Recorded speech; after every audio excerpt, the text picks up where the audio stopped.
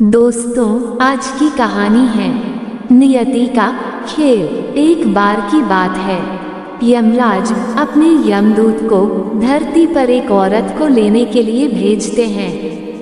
जब यमदूत धरती पर उस औरत के पास पहुंचते हैं तो वह देखते हैं कि उस औरत के मृत शरीर के पास दो बच्चियां हैं। एक बच्ची अपनी माँ के साथ खेल रही थी और दूसरी बच्ची रोते रोते सो गई थी। वह देखकर यमदूत को अच्छा नहीं लगा और वह उस औरत के मृत शरीर की आत्मा को लिए बगैर ही यमलोक चले गए।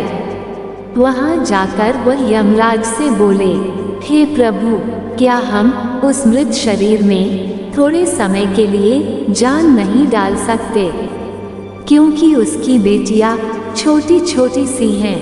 पिता न होने की वजह से वह अनाथ हो जाएंगी। यमराज बोले, तुमने उस मृत शरीर की आत्मा को न लाकर अच्छा नहीं किया। तुम ये करके परमात्मा के कार्य में विघ्न डाल रहे हो। तुमको इसका दंड दिया जाएगा।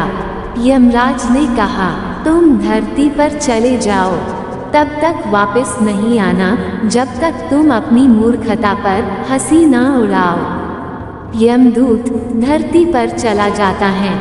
यमराज द्वारा सर्दी के कपड़े न दिए जाने पर यमदूत ठिठुर रहा था। उसी समय एक व्यक्ति वहां से जा रहा होता है। उसे यमदूत को ऐसी हालत में देखकर बहुत दया आ जाती है।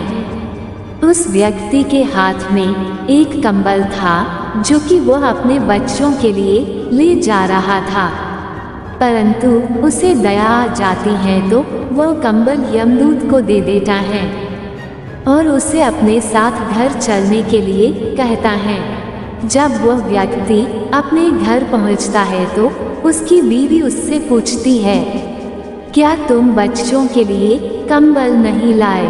तब वो व्यक्ति बताता है कि वह कंबल मैंने इनको दे दिया है।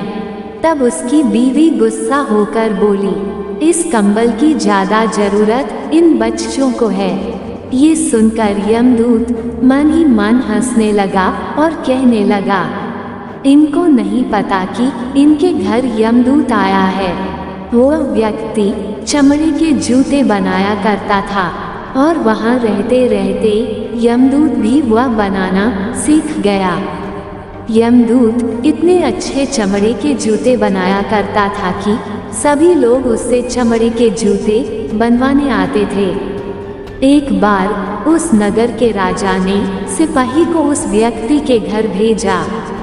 वह सिपाही एक चमड़ा लेकर उस व्यक्ति के घर जाता है और कहता है, ऐसा चमड़ा तुम्हें कहीं भी नहीं मिलेगा।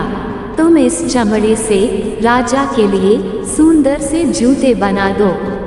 परंतु यमदूत ने जूते बनाने के बजाय स्लीपर बना दिए। उस समय स्लीपर उस व्यक्ति के लिए बनाए जाते थे जिसकी मृत्यु हो गई होती है।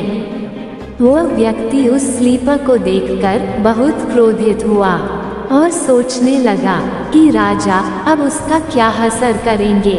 उस व्यक्ति की डांट फटकार सुन यमदूत को बहुत हंसी आने लगी। इतने में ही वह सिपाही आता है और कहता है, तुम उस चमड़े से स्लीपर बना देना क्योंकि राजा की मृत्यु हो गई है। तब वह व्यक्ति यमदूत से माफी मांगने लगा। तब यमदूत बोले कि मैं तो अपने कर्मों की सजा भुगत रहा हूँ। काफी समय बाद उस व्यक्ति की दुकान पर एक औरत आई अपनी दो बेटियों के साथ। वो औरत अपनी दोनों बेटियों की शादी के लिए जूते बनवाने के लिए आई थी। उन लड़कियों को देखते ही यमदूत को याद आता है कि ये वही लड़कियां हैं जो उस मृत महिला के पास रो रही थी। यमदूत उस महिला से पूछते हैं कि ये लड़कियां कौन हैं?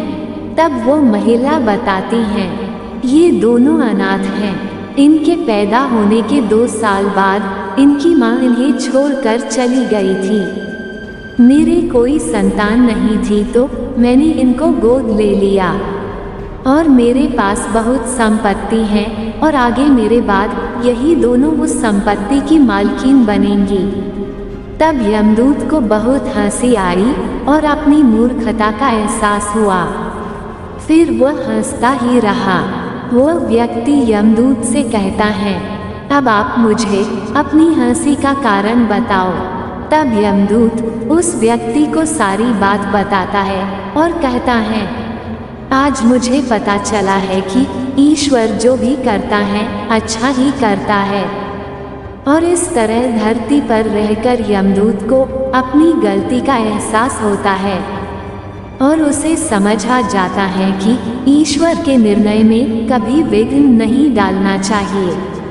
यमदूत अपने कर्मों का फल भोगकर यमलोक में यमराज के पास चला जाता है। तो दोस्तों, उम्मीद है आपको ये कहानी अच्छी लगी होगी।